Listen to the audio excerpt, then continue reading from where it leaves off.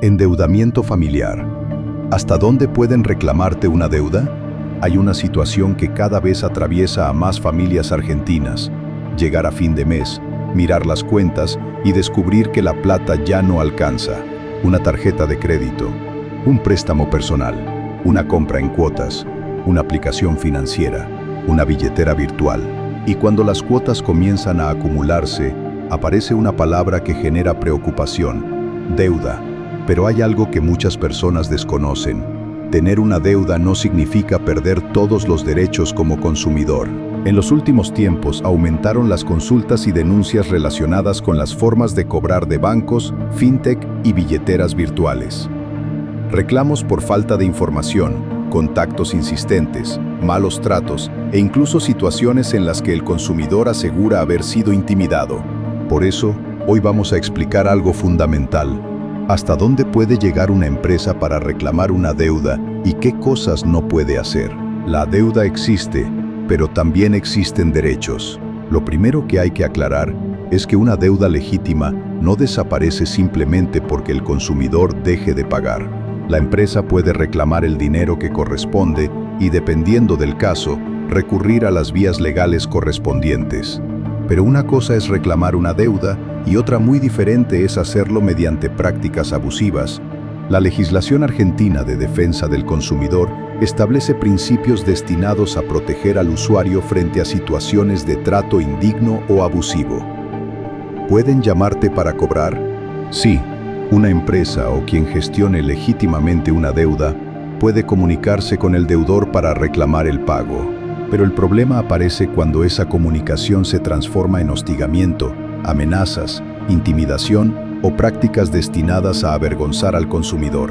De acuerdo con el análisis publicado por Infobae, entre las conductas cuestionadas aparecen el trato indigno, el contacto con familiares y la simulación de instancias judiciales que todavía no existen. Y esto es importante. Una llamada de cobranza no es lo mismo que una orden judicial. Si alguien recibe un mensaje diciendo que mañana tendrá un embargo, que ya existe una causa judicial o que un oficial se presentará en su domicilio, no debería asumir automáticamente que eso es cierto. La existencia de una deuda y la existencia de un proceso judicial son cuestiones diferentes. Pueden contactar a tu familia. Este es uno de los puntos que más preocupación genera.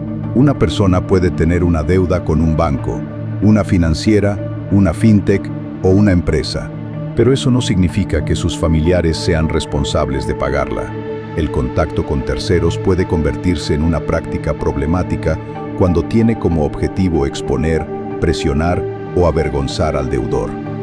Por eso, si una persona comienza a recibir mensajes donde se informa a familiares, compañeros de trabajo o conocidos sobre una deuda ajena, es importante guardar todas las pruebas. Capturas de pantalla, mensajes, correos electrónicos, números desde los cuales llaman, fechas y horarios. Todo puede resultar importante si posteriormente se realiza un reclamo. Y si dicen que te van a embargar, acá hay que prestar mucha atención. Una empresa no puede convertir una amenaza telefónica en un embargo real simplemente porque lo anuncie por WhatsApp. Un embargo es una medida judicial y requiere la intervención de la justicia. Por eso, expresiones como "ya está ordenado tu embargo", "en las próximas horas entra la policía", "un oficial va a ir a tu casa", "te vamos a sacar todos los bienes", no deberían tomarse como una notificación judicial simplemente porque aparezcan en un mensaje de cobranza. La clave es distinguir entre una advertencia de cobranza y una actuación judicial efectiva. ¿La deuda puede seguir creciendo? Dependiendo del contrato y del tipo de deuda, pueden existir intereses, cargos y otros conceptos. Pero el consumidor tiene derecho a recibir información clara sobre lo que se le está cobrando. No debería aceptar una cifra simplemente porque alguien se la comunica por teléfono. Si existe una deuda, es recomendable pedir el detalle. ¿Cuál era el capital original? ¿Cuánto se pagó? ¿Cuánto se adeuda actualmente? ¿Qué intereses se aplicaron? ¿Qué cargos adicionales existen? ¿Quién es actualmente el acreedor? Y, si la deuda fue cedida a otra empresa, solicitar la información correspondiente. ¿Qué pasa con las tarjetas de crédito? La deuda de una tarjeta tampoco desaparece simplemente porque se cierre la cuenta. La información oficial del Estado argentino señala que una persona puede solicitar la baja de una tarjeta aunque tenga una deuda pendiente, pero la obligación de pago continúa y el emisor puede reclamarla. Por eso es importante separar dos cuestiones. Una cosa es cancelar el producto financiero y otra cancelar la deuda. Cerrar una tarjeta no borra automáticamente lo que se debe. ¿Qué puede hacer el consumidor? Si una persona considera que está siendo víctima de una práctica abusiva, tiene mecanismos para reclamar. La Argentina cuenta con la Ventanilla Única Federal de Defensa del Consumidor, donde se puede iniciar un reclamo aportando los datos personales, la información del problema y los datos del proveedor. Y acá aparece una recomendación fundamental: no borrar las pruebas. Si hubo llamadas, guardar los registros. Si hubo mensajes, hacer capturas. Si hubo correos, conservarlos. Si se recibió una intimación, guardarla completa.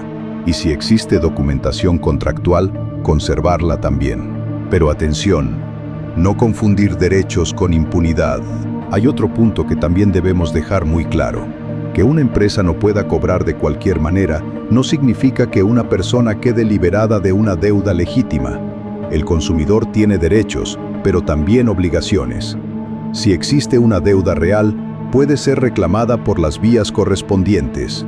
Lo que la legislación busca es que esa cobranza se realice respetando los derechos del consumidor y dentro de los mecanismos legales. ¿Qué hacer si no podés pagar? Lo peor suele ser ignorar completamente el problema. Si una persona no puede afrontar una cuota, puede intentar comunicarse con el acreedor y solicitar alternativas. Dependiendo del caso, puede existir la posibilidad de refinanciar, reestructurar o establecer un acuerdo de pago. Pero antes de aceptar cualquier propuesta conviene leer cuidadosamente las condiciones, porque una cuota más baja no necesariamente significa que la deuda total sea menor. A veces se extiende el plazo y el costo final termina siendo mucho más elevado. Una regla muy importante: nunca hay que entregar dinero simplemente porque alguien llame diciendo que representa a una empresa. Antes de pagar, conviene verificar quién reclama, qué deuda reclama, quién es el acreedor, cuál es el monto exacto y por qué medio se está realizando el pago. También es recomendable conservar el comprobante de cualquier operación. El mensaje final: el endeudamiento familiar no es solamente un problema económico, también puede convertirse en un problema emocional. Una persona endeudada puede sentir miedo, vergüenza o desesperación, pero conocer los derechos ayuda a enfrentar la situación de otra manera. Tener una deuda no significa dejar de tener derechos. Y del otro lado, tener derechos tampoco significa que una deuda legítima desaparezca. La clave está en que ambas partes respeten la ley. Si una empresa reclama una deuda, debe hacerlo por los mecanismos correspondientes. Y si el consumidor considera que está siendo víctima de hostigamiento, amenazas, engaños o prácticas abusivas, puede documentar lo ocurrido y recurrir a los organismos de defensa del consumidor. Porque conocer tus derechos también es una forma de proteger tu bolsillo. Este contenido es informativo y no reemplaza el asesoramiento de un abogado ante una situación particular.